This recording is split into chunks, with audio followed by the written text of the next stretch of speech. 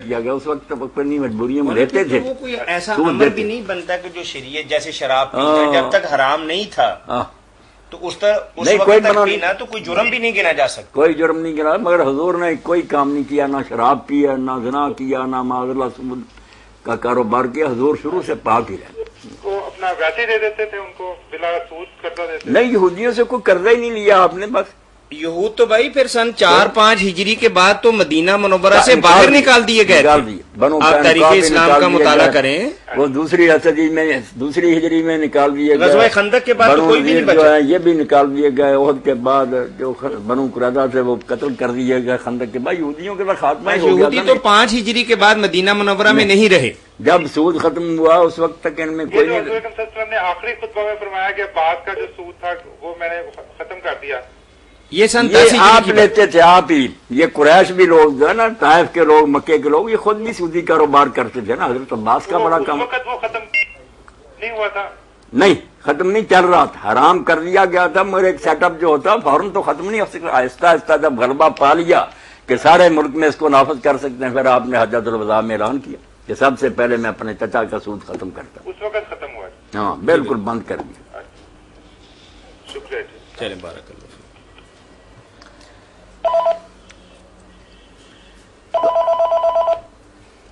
अस्सलामु अलैकुम व रहमतुल्लाह। वालेकुम अस्सलाम। मौलाना साहब आपसे पूछना है कि हमारे मिलने वाले हैं जी जी, उनका बेटा है तो वो मतलब कि बैंक में जॉब करता था। उसने ना फिर छोड़ दी, अचानक उसने छोड़ दी। वो कहता है कि बैंक की नौकरी जो है ना वो सही नहीं है।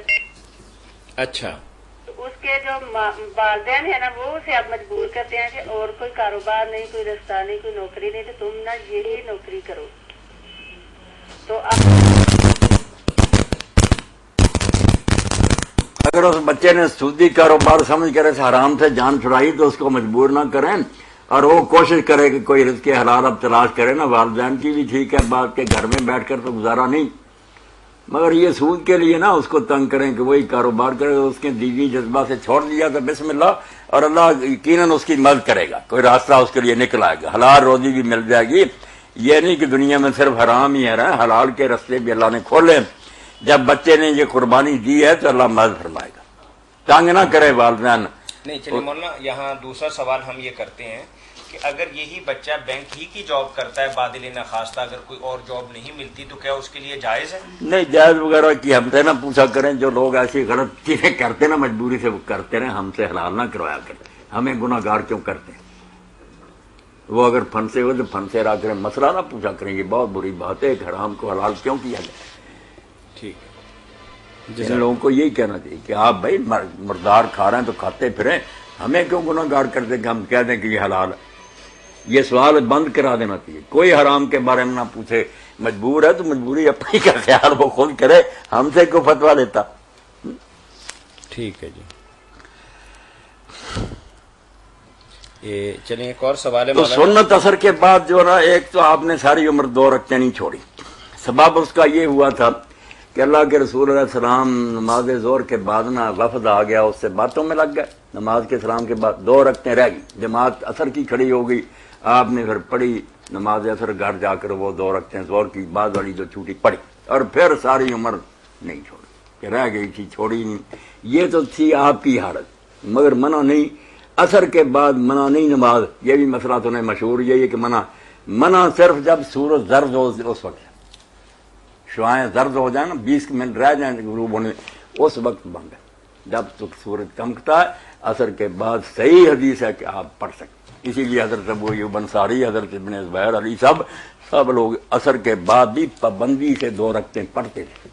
हजरत उमर ने मारा तो लोग हट गए, फिर अपना बाद में फिर पढ़ने लगे। लोगों ने कहा हजरत अबू अय्यूब अंसारी से कि आपने फिर शुरू कर, कहने लगे यार हजरत उमर ने रोका था, हम रोक गए थे, वरना ये बिल्कुल ठीक है, क्यों ना पढ़े। ये असर के बाद भी 2 रकअतों की बात है जो अमीन साहब ने पूछी। पढ़ सकता, अब भी पढ़ सकता।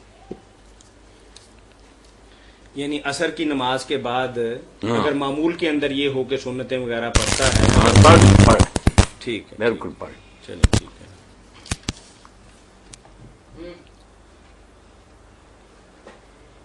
कुरान करीम के हवाले से मौलाना एक सवाल है हमारे पास। मशरिक मगरब का जिक्र कुरान करीम में है। अस्सलाम वालेकुम वरहमतुल्लाह। जी अस्सलाम वालेकुम वरहमतुल्लाह। जी वालेकुम अस्सलाम वरहमतुल्लाह। हेलो जी हेलो भाई, मैंने एक क्वेश्चन पूछना है। जी पूछिए। हेलो जी सुन रहे हैं आपकी बात, आप बोलें बाजी। जी, कफन के ऊपर हम लोग कलमा पाक लिखवा सकते हैं? नहीं लिखवा सकते मेरी बात। ये कलमा जो लिखते हैं ना और दूसरी चीजें ये बहुत ज्यादती करते हैं।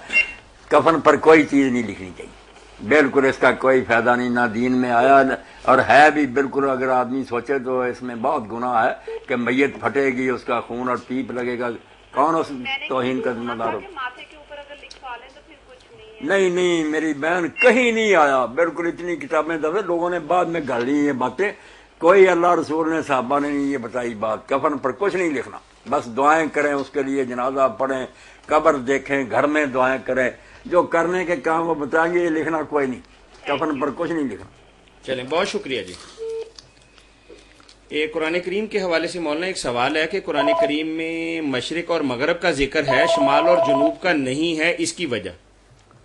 जी अस्सलाम वालेकुम वरहमतुल्लाह। मैंने मौलाना साहब से 2 सवाल पूछने थे। ये पूछे भाई। एक तो जब हम नमाज थोड़ा ऊंचा बोलिए। तो हम नमाज में खड़े होते हैं, जब नियत करते हैं जी जी। उसमें तरह तरह के ख्याल आते हैं। हाँ हाँ। बारे में जरा मालूमात लेनी थी। जी जी। तो आप इस बारे में आप क्या कहते हैं? मौलाना कहते हैं कि अगर बेशुमार ख्यालात भी आए लेकिन आप खड़े रहें कलाशन कोफ लेके अल्लाह के दरबार के अंदर शैतान को मारते रहें, इस इबादत का बड़ा सवाब होगा। ठीक है। तो दूसरा सवाल ये है कि अगर आप नमाज की जितनी रकातें हैं फर्ज वो पढ़ सकते हैं, बाद लोग मैंने देखा वो सुनते नहीं पढ़ते, तो वो नमाज। ये मौलाना इनका सवाल ये है कि कुछ लोग सिर्फ फराइज पर ही इक्तफा करते हैं जबकि सुनन और नवाफिल नहीं अदा करते, तो उनकी नमाज के बारे में क्या हुक्म है? यही सवाल है ना भाई आप? हुक्म तो आप खुद ही बता देते हैं, मैंने क्या बताना, मैं बता देता हूँ। बता चाहिए तो ये कि जो सवाल आए मेरे पर ही छोड़े ना, आप ना दखल दिया करें, कोई भी हो, बेशक वो कई मरतबा सुन चुके। तो ये जो सुन्नतों के बारे में ना, अगर तो कोई आदमी बेकदरी करता है कि सुन्नत क्या है, तो फिर तो इस्लाम ही गया। और अगर वो इज्जत करता है कि अल्लाह के रसूल का तरीका है, बड़ा सवाब है, बड़ा अजर है, जो हिम्मत करे शाबाश जन्नत में महल बनेंगे। मगर अगर ना पढ़े तो गुनाह नहीं है, वो समझता है जैसे रोजे फर्ज रखने के बाद सुन्नत रोजे ना भी रखे, फिर कोई बात नहीं। अगर बेरगबती करे, कोई कहे सुन्नत पढ़ो और कोई नहीं चीज सुन्नत, फिर उसका ईमान ही खत्म हो जाता है। कभी ना पढ़ना जो है कोई गुनाह नहीं, सुन्नत मक्ता भी ना पढ़े तो गुनाह नहीं होता। चलिए, बहुत शुक्रिया। ठीक। ये मशरक और मगरब के बारे में जी के कुरान। मशरक मगरब जो ना ये ऐसी बातें नहीं होती, ये जो है ना लिटरेचर है, अदब, उसमें ऐसा नहीं होता कि आदमी पूरा बयान करे, दाएं बाएं आगे पीछे। मुहावरे होते हैं, हम कहे मेरे आगे पीछे, बस वो ये नहीं दाएं बाएं का जिक्र नहीं करते। तो सुबह शाम ये चीज होती है, दोपहर का जिक्र नहीं आता, रात का नहीं। तो ऐसे सवाल बिल्कुल गलत है। जुबान जो होती है उसमें जो अहले जुबान का तरीका होता है उसमें सब कुछ आ जाता है। मशरक मगरब में दायां बायां सारा आ गया। मशरक जो मेरे सामने है, मुंह इधर है, तो मेरे दाएं हाथ से लेकर बाएं तक जितना है सब मशरक, मेरे पीछे जो मगरब। इसके लिए दिमाग की जरूरत दिखाने की कोई नहीं, बिल्कुल नादान लोग ऐसी बातें सोचते। बारकल्लाहु फीक। मौलाना, सूरज गुरूब के वक्त या तलू के वक्त नमाज पढ़ना हराम है या मकरूह? हराम, सिवाय उस दिन की नमाज फजर और असर की। किसी की नमाज फजर और असर रह रही हो वो पढ़े, उसी वक्त पढ़े, सूरज बेशक गुरूब हो रहा हो या निकल रहा, बाकी नहीं। जी भाई फरमाइए। वालेकुम अस्सलाम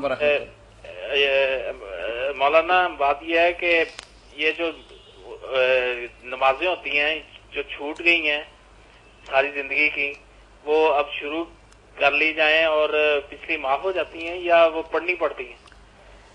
मैं तो कहता हूँ कि उन लोगों की बात ही सही है, बड़े बड़े लोग हैं वो भी